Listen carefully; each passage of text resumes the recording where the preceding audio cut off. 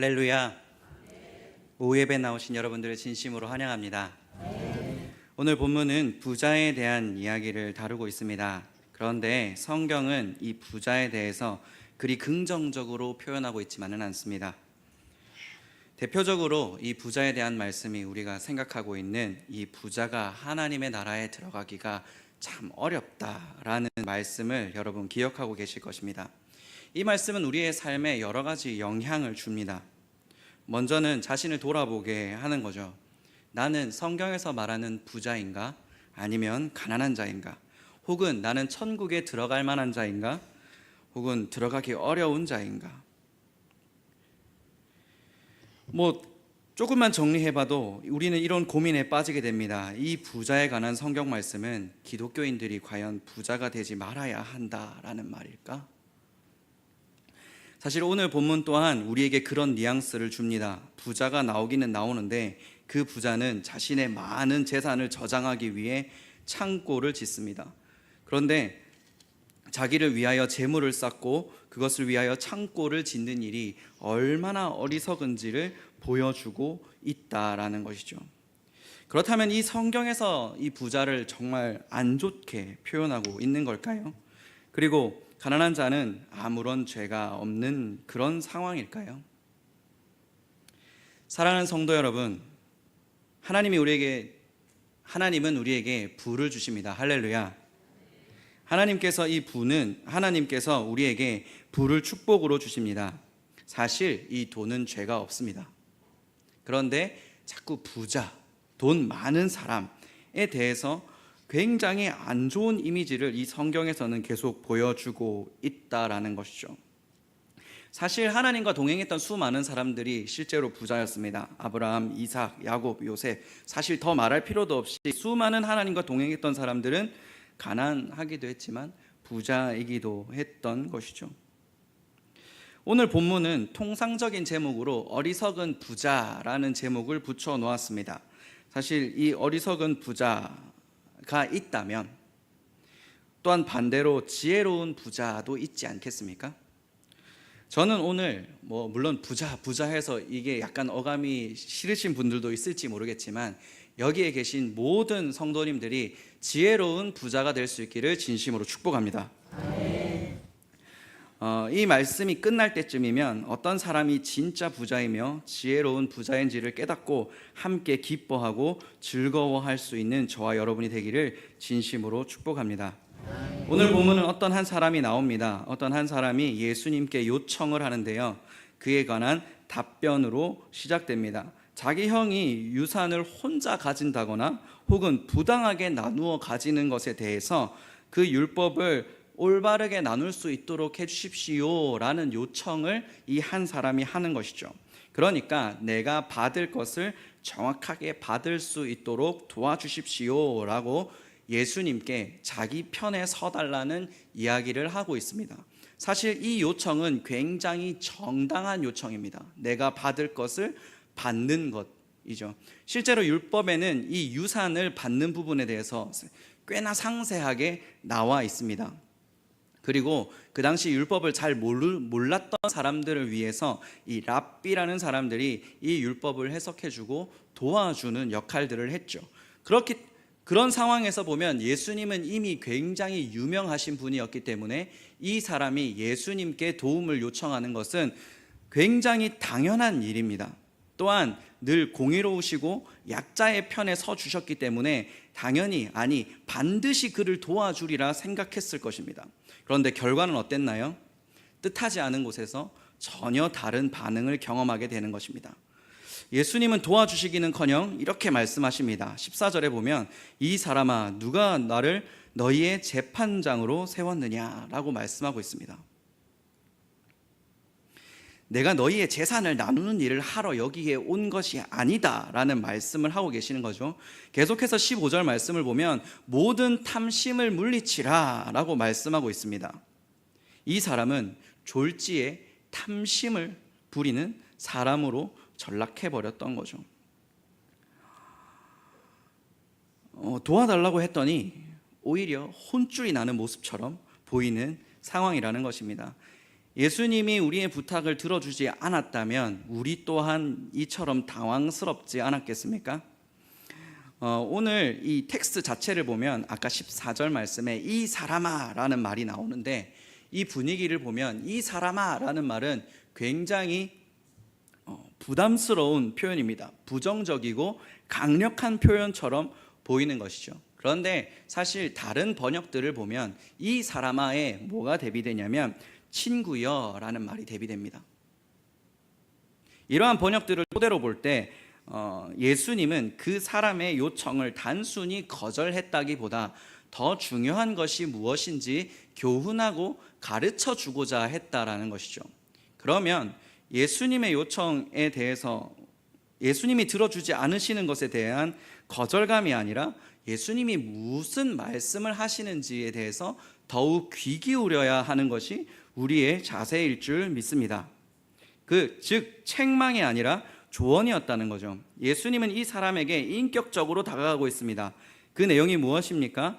사람의 생명이 그 소유의 넉넉함보다 훨씬 더 중요하다라는 것입니다. 예수님께 다급하게 재산 분배를 요청했던 이 사람은 이 재산 분배를 통해 자신의 삶을 더욱더 개선하고 좋은 방향으로 나아갈 수 있을 것이라 생각했을 겁니다. 그러나 거기에 예수님은 그보다 훨씬 더 중요한 문제와 그 문제를 해결할 수 있는 길이 무엇인지 말씀해 주고 있다는 것이죠. 혹시 오늘 이 자리에 이 사람처럼 자신의 어려움과 아픔, 힘듦을 가지고 나온 성도님들이 있다면 오늘 주님께서 그런 저와 여러분에게 그것보다 더 중요한 문제와 그것을 해결해 주시는 그 길을 보여주시는 하나님을 만나기를 진심으로 축복합니다. 예수님은 그 사람의 상속 문제에 대한 요청을 거절하는 듯 보였습니다. 그러나 그것은 오히려 그 요청의 중심에 있는 탐심의 문제에 대한 교정이었습니다. 상속 문제보다 더 큰 탐심의 문제를 해결하고자 하신 것입니다. 탐심의 사전적 의미를 보니까요, 탐심은 기본적으로 더 많은 것을 가지고 싶어하는 과도하고 소모적인 욕심이라고 합니다. 과도하고 소모적인 욕심. 그러니까 필요 이상의 것을 원하는 것을 이 탐심이라고 한다가 하는 그 요청은 필요 이상의 요청이다라고 말하고 있는 듯 합니다. 이 얘기를 듣고 있는 저와 여러분은 이런 고민을 할 겁니다. 저 사람의 요청은 당연해 보이는데 왜 예수님은 그 사람에게 필요 이상이라고 말할까? 자기의 받을 것을 정당하게 요청하는 건데 왜 그걸 탐심이라 말하고 필요 이상이라고 말하는 걸까? 물론 그 말씀도 맞을 수 있습니다. 만일 저와 여러분이 이와 같은 상황이라고 해도 저는 막 예수님께 따졌을 것 같아요. 원래 내 건데 그걸 부당하게 저 사람이 가지고 간 건데 그걸 돌려달라는 건데 그걸 왜 탐심이라고 하고 그걸 왜 필요 이상이라고 하십니까? 자기 거라면 자기가 받아야죠. 그런데 무조건 내 거, 당연히 내 거라고 하기 전에 이 내 것이라는 그 기준이 어디에서부터 왔는지 살펴볼 필요가 있습니다. 기준 말입니다. 우리는 무슨 기준으로 살아갑니까? 우리가 공평함이라고 말하는 기준은 하나님으로부터 옵니까? 아니면 세상으로부터 옵니까? 물론 저와 여러분은 하나님으로부터 오시기를 축복합니다. 그런데 때때로 우리는 이 공평함이라는 이름으로 생각보다 그런 판단을 할 때가 많습니다. 더 노력했기 때문에 더 좋은 집에 살고 더 좋은 차를 타며 더 좋은 것을 먹고 더 좋은 곳에서 휴가를 보내고 더 많이 누려야 한다라고 말합니다. 그것이 우리의 기준일까요? 우리가 이것을 기준으로 살아야만 할까요?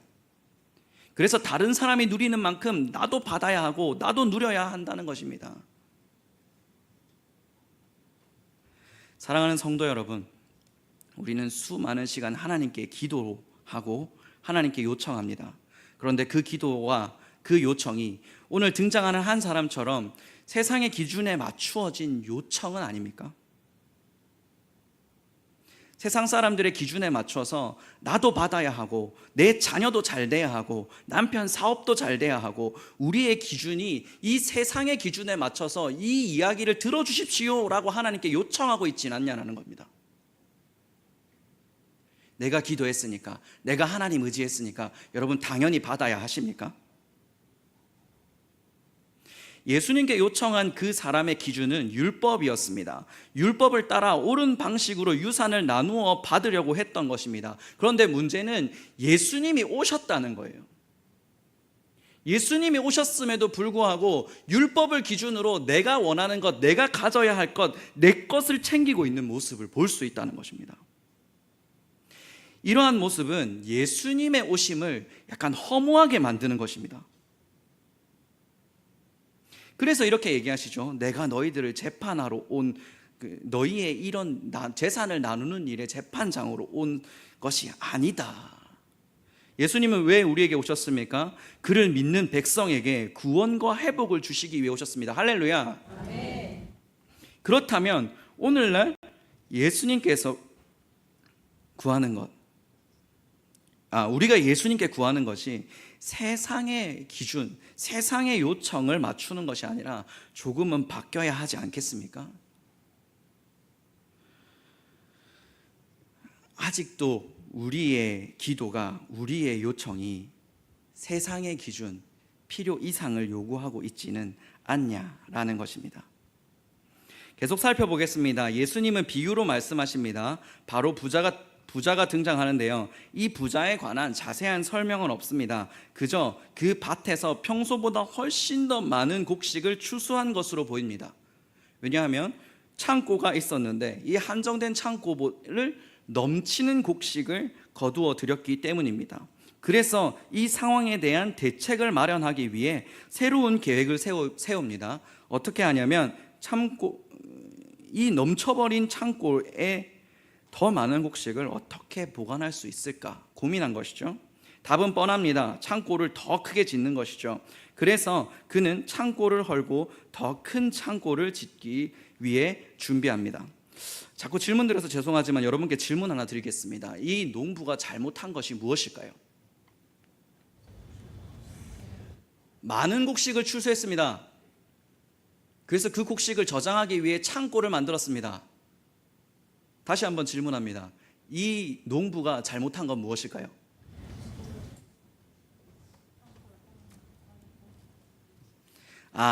일부분 중에 나누지 않았기 때문에 잘못입니다 라고 얘기하시는 분은 저 직접적으로 듣지는 못했습니다. 누가 얘기하셨는지 모릅니다. 그렇지만 나누지 않았기 때문에 잘못입니다 라고 이야기하시는 분들이 계실지도 모르겠습니다. 창고를 새로 짓지 말고 넘치는 곡식을 나누어 주어야 합니다 라고 말하는 분이 있을지 모르겠지만 오늘 본문은 그런 사회복지와 관련된 질문이 아닙니다. 본문이 아닙니다. 오늘 이 부자의 문제는 많은 것을 나눈다고 해도, 가진 모든 것을 나눈다고 해도 해결되지 않는 문제가 있습니다. 그건 조금 이따 나누기로 하고요. 오늘 본문 16절에서 18절 본문을 자세히 보면 특이한 점이 있습니다. 우리 같이 한번 읽어볼까요? 오늘 본문 16절에서 18절입니다. 같이 보겠습니다. 또 비유로 그들에게 말하여 이르시되 한 부자가 그 밭에 소출이 풍성함에 심중에 생각하여 이르되 내가 곡식을 쌓아둘 곳이 없으니 어찌할까 하고 또 이르되 내가 이렇게 하리라 내 곡간을 헐고 더 크게 짓고 내 모든 곡식과 물건을 거기 쌓아두리라. 네, 약간 예민하시고 민감하신 분들은 제가 어디에 액센트를 주었는지 아실 수도 있습니다. 오늘 본문은 내가 혹 내라는 표현이 굉장히 반복적으로 나옵니다. 이 짧은 세 구절에 내 하는 것이 4번이나 나오고요. 이건 개역 개정판에서 볼 수 있지만 실제 헬라어 성경에는 이 18절이 아닌 19절까지의 이 4구절의 말씀에서 무려 12번이나 나의 이런 표현들이 등장합니다. 제가 무슨 얘기 하려고 하는지 아시겠습니까?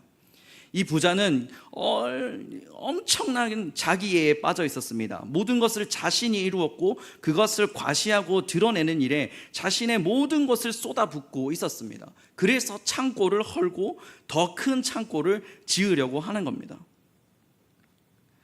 사실 사람들이 잘 될 때 자신이 모든 것을 이룰 수 있다라고 생각합니다. 그리고 그것이 완성된 후에 이 농부는 자신에게 이렇게 말합니다. 내 영혼아, 여기에 내가 여기도 또 내가 들어가네요. 그리고는 자신의 영혼을 격려합니다. 내가 여러 해 쓸 물건이 있으니 편하게 쉬고 먹고 마시고 즐거워하자. 사실 이 자존감 높은 모습을 볼 때 사실 약간 기분 나쁘기는 하지만, 약간 껄끄럽긴 하지만, 사실 전 이게 내 하는 것이 잘못이라고 하지만, 사실 세상 사람들의 기준에서 봤을 때 나를 위해서 더 큰 창고를 짓는 것은 크게 잘못된 것이 없죠.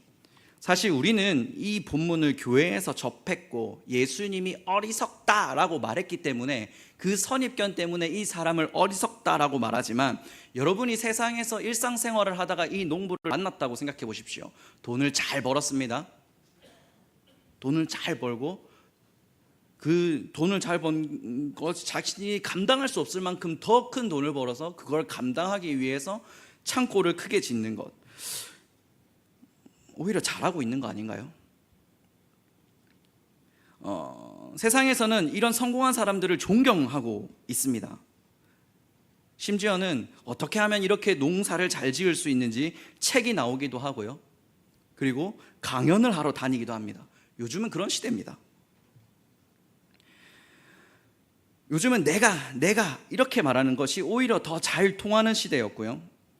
요즘 젊은 친구들은 힙합이라는 음악을 듣습니다. 이 힙합이라는 음악은 사실 어디서부터 어디까지가 음악인지 잘 구별이 안 돼, 개인적인 의견입니다만, 참 어쨌든 요즘 사람들이 듣는 음악입니다.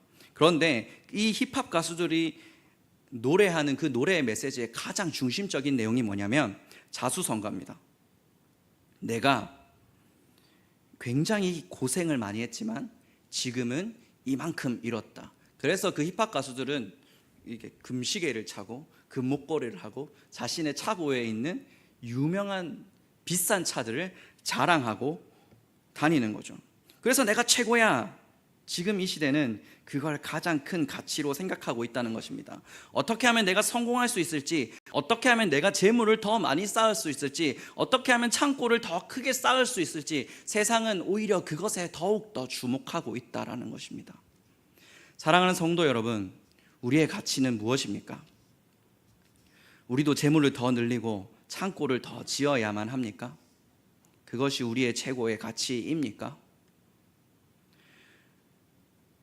오늘 본문은 이러한 가치를 최고로 여기는 사람들에게 위기를 가져다 줍니다. 오늘 본문 20절을 보면요, 하나님이 이르시되 어리석은 자여 오늘 밤에 내 영혼을 도로 찾으리니 그러면 내 준비한 것이 누구의 것이 되겠느냐라고 말씀하십니다.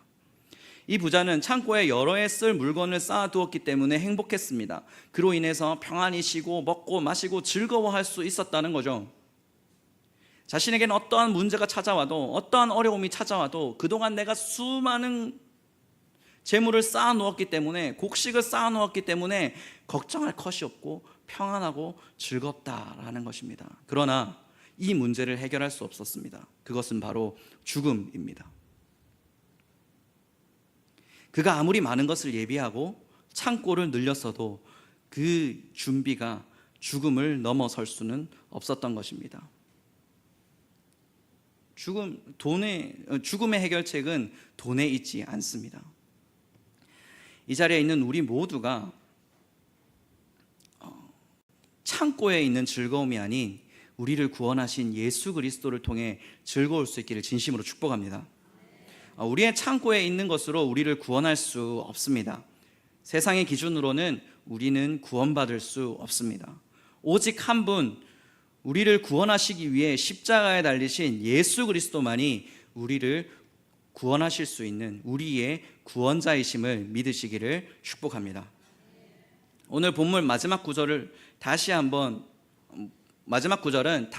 우리에게 교훈합니다.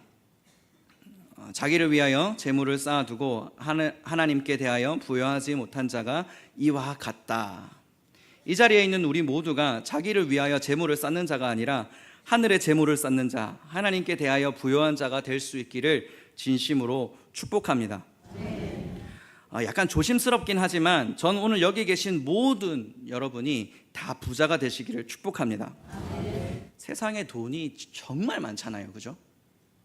그런데 그 돈은 사실 죄 짓는 일, 범죄를 위한 일에 쓰여질 때가 참 많습니다. 그 수많은 돈이 하나님을 위해 쓰여지기 위해서 우리는 쓰여지기 위해서는 어떻게 해야 할까요? 좀 강단에서 해야 될 이야기인지 모르겠지만 우리가 돈을 많이 벌어야 됩니다. 하나님의 사람이 돈을 많이 벌어야 합니다. 그래야 하나님을 위해서 쓸 수 있습니다. 세상의 수많은 사람들이 과연 하나님을 위해서 돈을 쓸까요? 그래서 부자가 되시라고 축복해 드리는 겁니다. 아직도 세상의 수많은 사람들은 불평등의 교육의 기회조차 주어지지 않는 곳에서 하나님을 믿는 사람들의 물질이 그곳에 교육의 기적이 일어나는 그 일을 위해서 우리의 물질이 쓰여져야 합니다. 약이 없어서 치료받기도 전에 죽어가는 수많은 아이들에게 새로운 생명을 주고 복음을 들려줄 수 있는 기회를 얻을 수 있도록 우리의 물질이 쓰여져야 합니다. 이건 너무 먼 얘기니까 좀 더 가까운 얘기로, 대한민국의 수많은 미자립 교회들이 지치지 않고 힘을 얻을 수 있도록, 그래서 복음을 더욱더 힘차게 전할 수 있도록 위로하고 격려하는 일에 이 물질이 쓰여져야 합니다. 때때로 일어나는 재난 가운데 어려움을 겪는 사람들을 위로하는 일에 이 물질이 쓰여져야 한다는 것입니다. 또한 육군 장병들의 복음화를 위해서 쓰여져야 합니다. 이런 일들은 너무 많은 재정이 들어가니까 지금 당장은 못 하시겠다고요? 그러면 우리 교회에 아침에 말씀을 들으러 오는 우리 교육부서 아이들 중에 밥도 못 먹고 오는 친구들을 위해서 간식을 제공하는 일에 쓰여져야 합니다. 더 이상 시간도 그렇고 저의 창의력도 그렇고 더 구구절절 이야기할 수 있지만, 오늘 이 시간에 모인 저와 여러분의 마음 가운데 하나님의 물질이 하나님을 위해서 어떻게 쓰여져야 할지에 대한 고민이 있는 이 오예배가 되기를 축복합니다. 그래서 그 일을 위해서 여러분의 물질, 이것은 물질에 국한된 이야기가 아닙니다. 여러분의 헌신, 여러분의 재능이 세상에 하나님의 이름을 드러내고 하나님의 사랑을 드러내는 귀한 일에 사용될 줄 믿습니다. 우리가 그 결단을 하자라는 말입니다. 말씀을 마무리하겠습니다.